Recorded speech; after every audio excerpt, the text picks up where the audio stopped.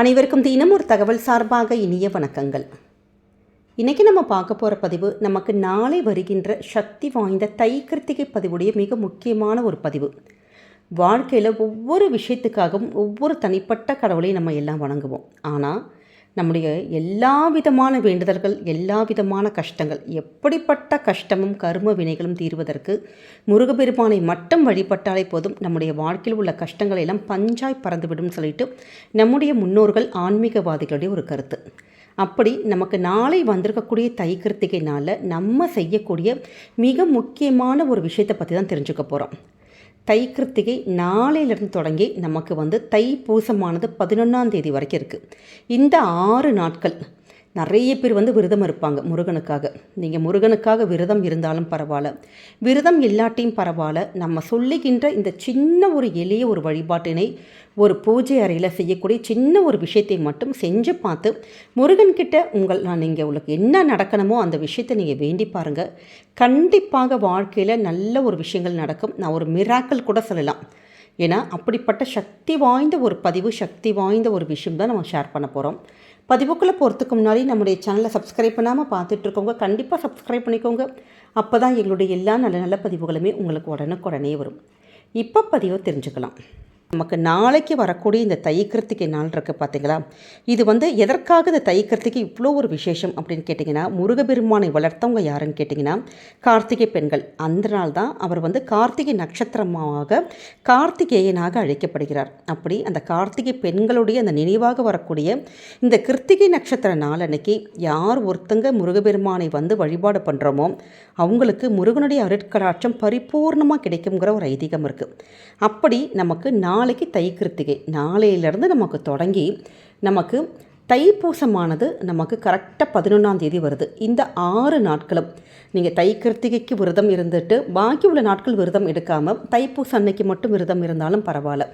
குடும்ப சூழல் காரணமாக நிறைய பேருக்கு அப்படி விரதங்கள் தொடர்ந்து எடுக்க முடியாது. இல்லாட்டி முக்கியமான தை கிருத்திகைக்கும் தைப்பூசத்துக்கு மட்டும் விரதம் இருந்தாலும் சரி, இல்லை நாங்கள் அப்படி விரதங்கள்லாம் எதுவுமே எடுக்கலாமா, நாங்கள் பூஜை அறையில் முருகனை மட்டும்தான் நாங்கள் வழிபடுறோம் அப்படின்னாலும் பரவாயில்ல. எந்த விதத்தில் நீங்கள் முருகனை வேண்டினாலும் பரவாயில்ல. ஆனால் உள்ளன்போடு ஆத்மார்த்தமாக நம்பிக்கையாக நம்ம சொல்லுகின்ற இந்த சின்ன ஒரு வழிபாட்டை செய்தால் மட்டும் போதும். வாழ்க்கையில் இதுவரைக்கும் நடக்காத ஒரு விஷயங்கள் கூட கண்டிப்பாக உங்களுடைய வாழ்க்கையில் முருகப்பெருமானுடைய அருளால் கண்டிப்பாக நடக்கும். ஏன்னா அப்படிப்பட்ட ஒரு சக்தி வாய்ந்த ஒரு விஷயந்தான் நம்ம இப்போ உங்ககிட்ட சொல்ல போகிறோம்.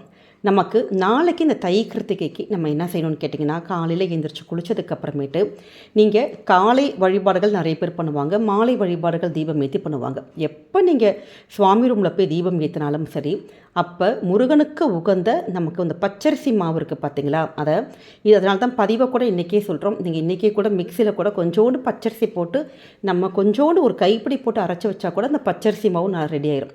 அப்படிப்பட்ட அந்த பச்சரிசி மாவில் நீங்கள் சின்னதான ஒரு ஸ்டார் கோலம் சொல்லுவாங்க பார்த்தீங்களா, அந்த மாதிரி ஒரு கோலம் மட்டும் போட்டுட்டு சரவண பவ அப்படிங்கிற அந்த அக்ஷரத்தை மட்டும் எழுதிட்டு முடிஞ்சவங்க அந்த 6 அக்ஷரத்துலையுமே சரவண பவ அந்த 6 எழுத்துலையுமே ஒவ்வொரு அகல் தீபங்கள் வச்சு நீங்கள் முருகப்பெருமானுக்கு ஏற்றி வழிபடலாம். இல்லைம்மா குடும்ப சூழல் ரொம்ப கஷ்டமாக இருக்குது அப்படிங்கிறவங்க நீங்கள் அந்த கோலம் மட்டும் வரைஞ்சிட்டு நடுவில் மட்டும் ஓம்னு எதிர்ப்போம் பார்த்தீங்களா, அந்த ஒரு இடத்துல மட்டும் ஒரே ஒரு தீபம், அகல் தீபத்தில் நல்லெண்ணெய் அல்லது நெய் விட்டு ஒரு தீபம் ஏற்றிட்டு நீங்கள் வழிபட்டாலே போதுங்க. முருகனுடைய அருள் பரிபூர்ணமாக கிடைக்கும். நீங்கள் சொல்ல வேண்டிய அற்புதமான ஒரு வரி மந்திரம், எல்லாருக்குமே தெரிந்த மந்திரம் தான் ஓம் சரவண பவ. ரொம்ப எளிமையான மந்திரம். இந்த ஒரு மந்திரத்தை நம்ம அன்றைய தினம் 108 முறை நீங்கள் உச்சாரணம் மட்டும் பண்ணிட்டாலே போதும். வாழ்க்கையில் நம்ம என்ன விரும்பி கேட்டாலும் அந்த விஷயங்கள் கண்டிப்பாக முருகப்பெருமானுடைய அருளால் நடத்தி கொடுத்துருவார். ஏன்னா நமக்கு சில நாட்கள், அந்த கோள்கள், அந்த தீதி நேரம் சொல்லுவோம் பார்த்தீங்களா, இது எல்லாமே கூடி வரப்போ நமக்கு கரெக்டாக நம்ம இந்த பிரபஞ்சத்துடைய சக்தி எல்லாம் வரப்போ நம்ம இது மாதிரியான சின்ன ஒரு வழிபாடுகள் தீபங்களும் சொல்கிற அந்த மந்திரத்துக்கும் அவ்வளோ ஒரு பாசிட்டிவிட்டி, அவ்வளோ ஒரு பாசிட்டிவ் வைப்ரேஷன்ஸ் இருக்கும். இதோடு கூட நீங்கள் செய்ய போகின்ற மிக முக்கியமான ஒரு விஷயம் என்னன்னு கேட்டிங்கன்னா, நம்முடைய பூஜை அறையில் எல்லாருமே தண்ணி வைக்கிற பழக்கங்கள் இருக்கும். அந்த பஞ்ச பாத்திரத்தில் தண்ணி வச்சுருப்போம். அப்படியே அந்த பஞ்சபாத்திரம் தண்ணி அப்படி தனியாக இருக்கட்டும். இது இல்லாமல் ஒரு கண்ணாடி டம்ளர் எடுத்துக்கோங்க, இல்லாட்டி ஒரு பித்தளை டம்ளர் எடுத்துக்கோங்க. ஆனால் எவர் சில்வர் மட்டும் நமக்கு வேண்டாம். இப்படி பித்தளை அந்த ஒரு டம்ளரோ கண்ணாடி டம்ளரோ நீங்கள் அதை வச்சுட்டு, அதாவது குழந்தைங்களாம் தட்டி விடாத மாதிரி பார்த்துக்கணும். சுவாமிக்கிட்ட நம்ம பூஜை தீபம் எடுத்துருப்போம் பார்த்திங்களா, அந்த இடத்துல ஒரு ஓரமாக வச்சுட்டு அதில் செய்ய போகின்ற மிக முக்கியமான ஒரு விஷயம் செவ்வரளி பூ. எல்லா இடத்துலையுமே நாளைக்கு முருகன் கோவிலுக்கு நிச்சயமாக நம்ம எல்லாம் போவோம். இல்லாட்டி பூக்கார்கிட்ட சொல்லி கூட செவ்வரளி பூவை மட்டும் நீங்கள் கொஞ்சம் நிறைய கூட நீங்கள் வாங்கி கூட நீங்கள் நம்ம ஃப்ரிட்ஜில் கூட எடுத்து வச்சுக்கலாம். அப்படிப்பட்ட செவ்வரளி பூவை நீங்கள் 6 நாட்களும் ஒரே ஒரு பூ மட்டும் அந்த தண்ணீரில் போட்டு நீங்கள் வேண்டிக்கிட்டால் போதும். கண்டிப்பாக முருகனுடைய அருளால் நீங்கள் என்ன வேண்டுதல் வைக்கிறீங்களோ அந்த விஷயம் நிச்சயமாக நடக்கும். எப்பயுமே நம்ம பூஜை அறையில் இப்படி ஒரு ஸ்லோகங்கள் மந்திரங்கள்லாம் சொல்கிறப்ப நம்ம அந்த வைக்கக்கூடிய தண்ணிக்கு நம்ம சொல்லுகின்ற அந்த மந்திரத்துடைய சக்தியானது இறங்கும்னு அர்த்தம். அப்படி நம்ம பூஜை அறையில் உட்காந்து நம்ம வழிபடுகின்ற அந்த ஒரு விதமாக இருக்கட்டும், நம்ம சொல்லுகின்ற ஸ்லோகங்கள் மந்திரங்கள் அந்த நம்ம வைக்கக்கூடிய அந்த தண்ணியில் இறங்கி அதுவும் செவ்வரளி மலர் முருகனுக்கு உகந்த மலர்.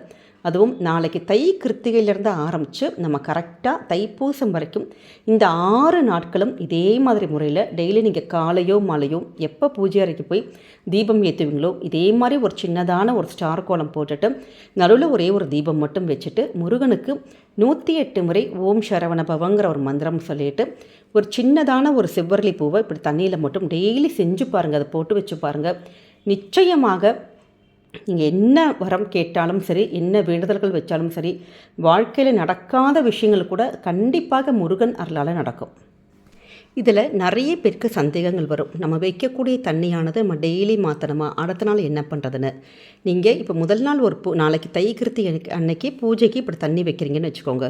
வச்சுட்டு ஒரு பூவை போட்டுட்டு நம்முடைய வேண்டுதல்கள் வைக்கிறோம். அடுத்த நாள் நீங்கள் எப்போ பூஜை அறையில் காலையோ மாலையோ நீங்கள் அந்த தண்ணீரை மாற்றுறப்ப அந்த தண்ணி என்ன பண்ணு கேட்டிங்கன்னா, அடுத்த நாள் காலையில் குளிச்சு முடிச்சதுக்கு அப்புறமேட்டு தீர்த்தம் மாதிரி எடுத்து நம்முடைய தலைகளும் சரி நம்முடைய வீடு ஃபுல்லாக நம்ம தெளித்து விட்டுறணும். பாக்கி இருக்க தண்ணியை உங்கள்கிட்ட செடிகள் ஏதாவது இருந்தால் நீங்கள் அதில் விட்டுடலாம். அவ்வளோதான். இப்படி பண்ணுறப்ப நம்மளுடைய வீட்டுக்குள்ளே இருக்கக்கூடிய அந்த நெகட்டிவ் வைப்ரேஷன்ஸ், கெட்ட விஷயங்கள், அதே மாதிரி நமக்கு நடக்க வேண்டிய விஷயங்களுக்கு ஏதாவது ஒரு முட்டுக்கட்டைகள் தடைகள் அது மாதிரி இருக்கும் பார்த்திங்களா, அது மாதிரியான அந்த தடைகளை தகர்த்தெறியக்கூடிய மிக அற்புதமான தீர்த்தம் தான் அது. ஏன்னா நம்ம சுவாமி ரூமில் உட்காந்து மந்திரம் சொல்லி அந்த மந்திரத்தின் சக்தியானது அந்த தீர்த்தத்தில் இறங்கியிருக்கும். அப்படிப்பட்ட தண்ணீரை நம்ம தீர்த்தமாக நம்ம வீடு ஃபுல்லாக இதே மாதிரி முறையில் 6 நாட்களும் நம்ம செய்கிறப்ப நம்ம வீட்டில் இருக்கக்கூடிய எப்படிப்பட்ட ஒரு எதிர்மறை ஆற்றலும் ஒரு கெட்ட சக்திகளும் நம்ம வீட்டை விட்டு வெளியேறி குடும்பத்துக்கு முருகனுடைய அருளால் பல நல்ல விஷயங்கள் ஒவ்வொன்றாக நடக்க ஆரம்பிக்கும். அதனால தான் இந்த 6 நாட்களும் முருகனுக்கு உரிய இந்த செவ்வரளி மலரை போட்டு நம்ம சொல்லுகின்ற முறையில் நீங்கள் பூஜை மட்டும் பண்ணி பாருங்கள். நீங்கள் விரதம் இல்லாமல் இருந்தால் கூட இந்த ஒரு முறையை நீங்கள் பின்பற்றி பாருங்கள். கண்டிப்பாக வாழ்க்கையில் நீங்கள் நினச்சே பார்க்க முடியாத அளவுக்கு நமக்கு கண்டிப்பாக நிறைய ஒரு அதிசயங்கள் மாற்றங்கள் இது எல்லாமே முருகனுடைய அருளால் நடக்கும். இந்த ஒரு பதிவானது கண்டிப்பாக உங்கள் எல்லாருக்குமே பிடிச்சிருக்கும்னு நினைக்கிறோம். பிடிச்சிருந்த ஃப்ரெண்ட்ஸ் அண்ட் ஃபேமிலி மெம்பர்ஸ்க்கு ஷேர் பண்ணுங்கள், அவங்களும் இதை பார்த்து பயன்பெறட்டும். நம்முடைய சேனலை சப்ஸ்கிரைப் பண்ணாமல் பார்த்துட்ருக்கோங்க, கண்டிப்பாக சப்ஸ்கிரைப் பண்ணி உங்களுடைய ஆதரவுகள் சப்போர்ட்டுகள் எங்களுக்கு கொடுங்க. மீண்டும் ஒரு நல்ல பதிவோடு உங்களை சந்திக்கிறோம். நன்றி, வணக்கம்.